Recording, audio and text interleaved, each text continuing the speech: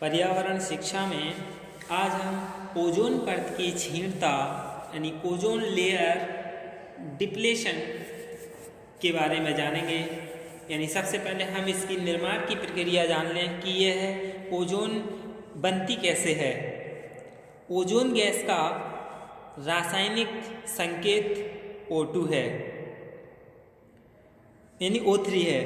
जब सूर्य की किरणें वायुमंडल की सतह से टकराती हैं, यानी जो सूर्य हैं उसकी किरणें जब वायुमंडल की सतह से टकराती हैं तो उच्च ऊर्जा विकिरण से ऑक्सीजन यानी O2 का कुछ भाग अणु ऑक्सीजन यानी O2 से मिलकर ओजोन यानी O3 में बदल जाती है।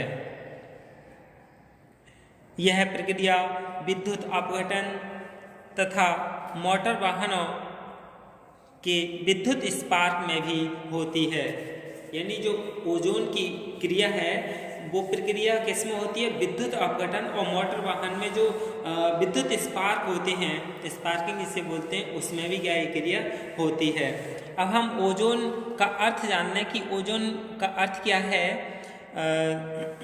यह शब्द जो है वो यूनानी भाषा के शब्द ओजो से बना है जिसका अर्थ होता है गंध। यह एक प्रकार की गैस है। ओजोन शब्द के बारे में जॉन ह्यूरेट ने बताया था, लेकिन इस गैस का पता एक जर्मन वैज्ञानिक स्कॉन वेन ने लगाया था। इस गैस में विशेष गंध होने के कारण इसे ओजोन गैस कहते हैं। यानी इसमें क्या थी? एक विशेष गंध थी, जिसलिए इसे ओजोन गैस कहते हैं। वायुमंडल में ओजोन गैस का निर्माण फैक्ट्री में होने वाले गैस उत्पादन के समान होता है।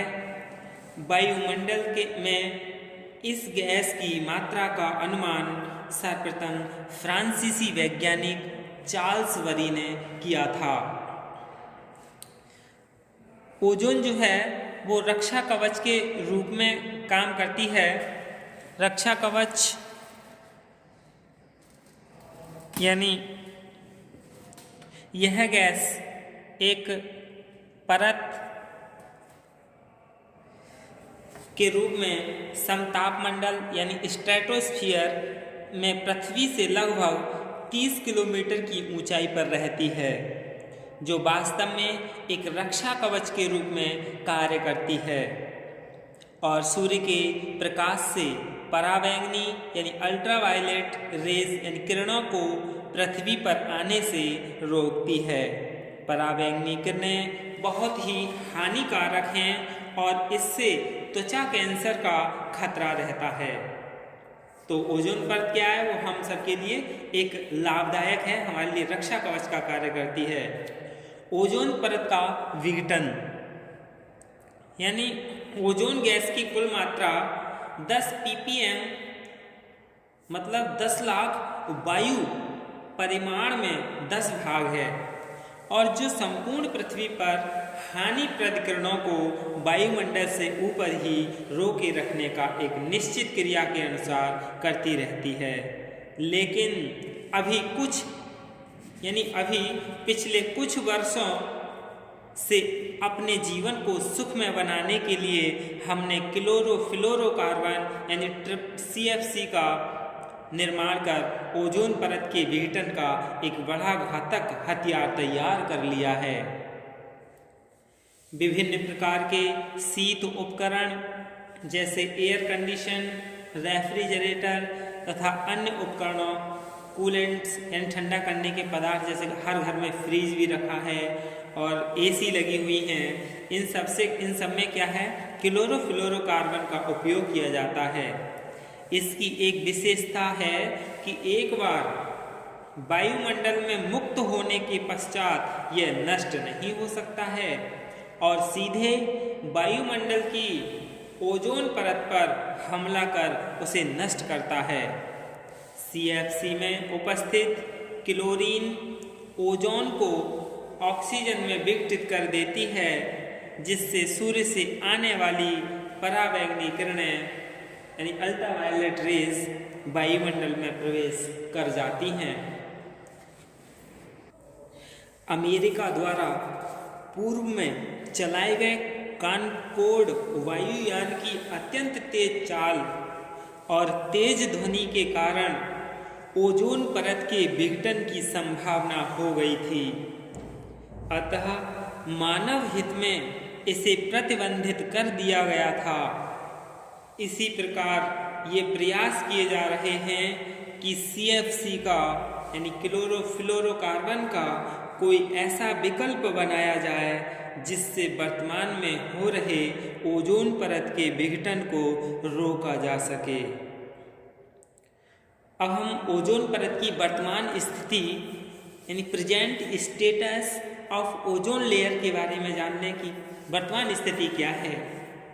सन 1985 के सर्वेक्षण में ज्ञात हुआ कि अंटार्कटिका में हेली खाड़ी के ऊपर ओजोन गैस की कमी के कारण छिद्र हो गए हैं।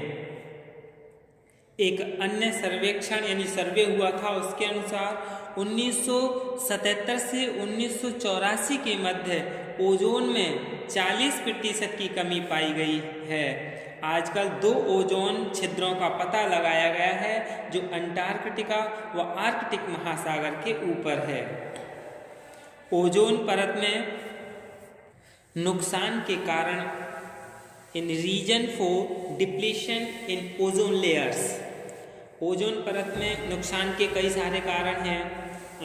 प्राकृतिक कारण यानी नेचुरल रीजन, मंदाकिनी आकस्मिक किरणें और प्रोटॉन विसर्जित होकर समतापमंडल तथा मध्य मंडल में प्रवेश कर वहां उपस्थित नाइट्रोजन का विखंडन कर उसे नाइट्रिक एसिड में बदल देते हैं जो ओजोन परत को नुकसान पहुंचाते हैं। ये तो क्या थे प्राकृतिक कारण।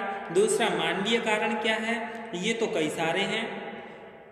मानवीय कारण कैसे हैं, जैसे विविध प्रकार के रसायन, खासकर CFC गैस जिसका निर्माण क्लोरोफ्लोरोकार्बन से होता है, ओजोन परत के लिए क्या है सबसे बड़ा खतरा है। दूसरा है पराध्वनि वायुयान यानी इसके ईंधन से नाइट्रिक एसिड निकलती है जो ओजोन परत को नुकसान पहुंचाती है। तीसरा है उर्वरक नाइट्रोजन उर्वरक भी ओजोन परत को क्या है नुकसान पहुंचाते हैं। अब हम ओजोन परत के विघटन से संभावित दुष्प्रभाव जान लें कि इससे क्या दुष्प्रभाव है। Possible ill effect due to ozone layer depletion यानी विभिन्न प्रकार की फसलों की मात्रा और गुणवत्ता में कमी होती है। जलीय जीवों के नष्ट होने की आशंका रहती है। मनुष्य में होने वाली विभिन्न प्रकार की बीमारियां जैसे त्वचा कैंसर, मोतियाबिंद, प्रतिरोधक क्षमता का कम होना, ये सभी क्या है ओजोन परत के विघटन से दुष्परिणाम होते हैं। भवन, इमारत एवं स्मारकों का नष्ट हो जाना, क्षय यानी स्मॉग के बनने में योगदान यानी जो कोहरा होता है इसमें भी योगदान देता है। ओजोन परत को बचाने हेतु प्रयास यानी effort to save the ozone layer, इसके प्रयास क्या है ओजोन परत को बचाने के। विश्वव्यापी जागृति पैदा करना ताकि CFC की खपत को कम किया जा सके। ओजोन परत की सुरक्षा के लिए अंतर्राष्ट्रीय प्रयास 70 के दशक से शुरू हुए जिनका परिणाम स्वरूप सन 1985 में वियना कन्वेंशन यानी जो ऑस्ट्रिया में है तथा सन 1987 में मॉन्ट्रियल प्रोटोकॉल जो कनाडा में है स्वीकार किए गए, जिसका अंतिम संशोधन लंदन में हुआ और उस संशोधन के बाद हमारे देश भारत ने भी इसे 17/5/1992 से लागू कर दिया। लेकिन इस परत को नुकसान पहुंचाने वाले तत्वों का विकासशील देशों द्वारा रेफ्रिजरेशन और एयर कंडीशनिंग, फोम तथा स्प्रे उत्पाद तैयार करने में, अग्नि बुझाने में, इलेक्ट्रॉनिक्स तथा अन्य उद्योगों में सोलवेंट्स के रूप में प्रयोग किया जा रहा है, जिनमें विशेषता तो एक ही चीज़ है CFC यानी क्लोरोफ्लोरोकार्बन तथा कार्बन टेट्राक्लोराइड तथा मिथाइल क्लोरोफॉर्म है। ओजोन परत को बचाने के लिए भारत सरकार भी पूरी तरह तत्पर है और इसी क्रम में 16 सितंबर को प्रतिवर्ष ओजोन दिवस मनाया जाता है ताकि जनसाधारण में ज़्यादा से ज़्यादा जागरूकता फैलाई जा सके। तो 16 सितंबर को क्या मनाया जाता है? ओजोन दिवस के रूप में मनाया जाता है। और इसके क्या प्रयास किए गए हैं? 12 सितंबर 1995 को विश्व मौसम संगठन जिनेवा में जारी एक रिपोर्ट में यह बताया गया कि ओजोन परत के छिद्र का आकार बढ़कर 1 करोड़ किलोमीटर हो गया है। ओजोन परत के नष्ट होने से बचाव के लिए संयुक्त राष्ट्र ने अपने पर्यावरण कार्यक्रम के अंतर्गत 16 सितंबर को विश्व ओजोन दिवस के रूप में मनाने का निर्णय लिया, जिसे कि 1995 से आरंभ किया गया। अमेरिका स्थित वर्ल्ड वॉच इंस्टीट्यूट नामक संस्था के सर्वेक्षण के अनुसार 1988 से अब तक CFC के उत्पादन में काफ़ी गिरावट भी आई है। यानी इस समय कोरोना काल में जो लॉकडाउन लगा था, इससे भी जो ओजोन में छिद्र हुआ था वो काफ़ी हद तक कम हो गया था। CFC के विकल्प बहुत सारे हैं, जैसे अमोनिया HFC 134 और HCFC यानी औद्योगिक प्रशीतन। और प्रशीतन प्रणाली क्या है? औद्योगिक प्रशीतन। HCFC 22वां यानी प्रशीतित रेल वैगन। HFC 134 से रेल के डिब्बे, वायुयान। और जो वातानुकूलित मोटर वाहन है उसके लिए क्या है? HFC 134 से हीट पंप है उसके लिए HCFC 22। और ये सभी क्या हैं? प्रशीतन प्रणाली और उनके क्या हैं? ये विकल्प हैं। वे रासायनिक रूप से स्थायी एवं निष्क्रिय हों, यानी जो विकल्पों का विकास करने के क्रम में ध्यान ये भी दिया जाना चाहिए कि वे रासायनिक रूप से स्थायी और निष्क्रिय हों, ओजोन परत को नष्ट करने की क्षमता हो और ग्रीन हाउस प्रभाव को बढ़ाने में सहायक नहीं हो, विषाक्त तथा ज्वलनशील नहीं हो, इसकी लागत भी कम से कम हो, आसानी से अपघटित होने वाला हो, तभी क्या है ये विकल्प CFC के विकल्प तैयार हो सकेंगे। यही क्या है? ओजोन परत की क्षीणता यानी ओजोन लेयर डिप्लेशन है। धन्यवाद।